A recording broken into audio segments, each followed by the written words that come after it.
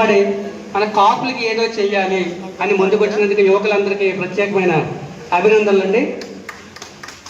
ఈరోజు స్వర్గీయ వంగవీటి మోహన్ రంగ గారి 37వ వర్ధంతి సందర్భంగా మన శ్రీకృష్ణదేవరాయ కళ్యాణ మండపంలో ఆయనకి ఘనంగా నివాళులు అర్పించడానికి, ముఖ్యంగా ఆయన ఎమ్మెల్యేగా అతి తక్కువ సంవత్సరాలే పనిచేసిన ఆయన ఒక కాపులకే కాదండి, బడుగు బలహీన వర్గాల కోసం, ముఖ్యంగా రిక్షా కార్మికుల కోసం, అక్కడ విజయవాడ గిరిపురంలో ఉన్నటువంటి పేదల ఇళ్ల పట్టాల కోసం ఆయన ఆమరణ నిరాహార దీక్ష చేస్తే, మరి ఇదే రోజు డిసెంబర్ 26వ తేదీని కొంతమంది దుండగులు ఆయన అత్యంత దారుణంగా హత్య చేశారు.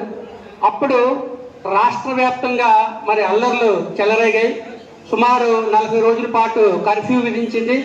42 మంది ప్రాణాలు పోయాయి. మన ప్రపంచవ్యాప్తంగా మీడియా అంతా వెళ్ళింది, ఎవరి నాయకుడు, ఆయన చనిపోతే ఇంత లక్షలాదిగా ఇంతమంది తరలి వస్తున్నారు, ఎవరు అభిమాన నాయకుడు అంటే అప్పుడు తెలిసింది స్వర్గీయ వంగవీటి మోహన్ రంగ గారి కోసం. ఈరోజు ఆయన మన ప్రాంతంలో ఏం చేశారని చెప్పి కొన్ని గ్రూపుల్లో కూడా మెసేజ్లు వచ్చాయి. యూత్ ఫోర్స్ నేను ఒకటే చెప్తున్నాను, మీరు సేవ చేయాలనే ముందుకు వస్తున్నారు, అభినందనలు. కానీ కాపు కులంలో కొంతమంది ఇలా కనిపించి అలా వెళ్ళిపోయి వాళ్ళ పేరు చెప్పుకొని వాళ్ళకి చెడ్డ పేరు తీసుకొస్తున్నారు. అలాంటి వాళ్ళు మన ఎట్టి పరిస్థితుల్లోనూ కూడా ఎంకరేజ్ చేయకూడదు. మనం మత విద్వేషాలను రెచ్చగొట్టకూడదు. ముందుకు కాకుండా కూడా చెప్పారు, మనం ఆంధ్రప్రదేశ్ రాష్ట్రంలో 27% ఉన్నాం, మన అధికారంలో రాలేదన్న బాధ ఉంది. కానీ మరి రాజకీయాలు మనమంతా ఒక పార్టీలో లేం కదా, ఒక్కొక్కరు ఒక్కొక్క పార్టీలో ఉన్నారు. వాళ్ళ అవకాశాలను బట్టి వాళ్ళ తప్పనిసరి పరిస్థితుల్లో కొంతమంది ఉండొచ్చు. కానీ ఎప్పటికైనా సరే రాజ్యాధికారం సాధిస్తేనే మన కాపు కులానికి న్యాయం జరుగుతున్నది, అది అందరికీ తెలిసిన విషయమే. ఇప్పుడు కూటమి ప్రభుత్వంలో కూడా మన డిప్యూటీ సీఎంగా పవన్ కళ్యాణ్ గారు ఉన్నారు.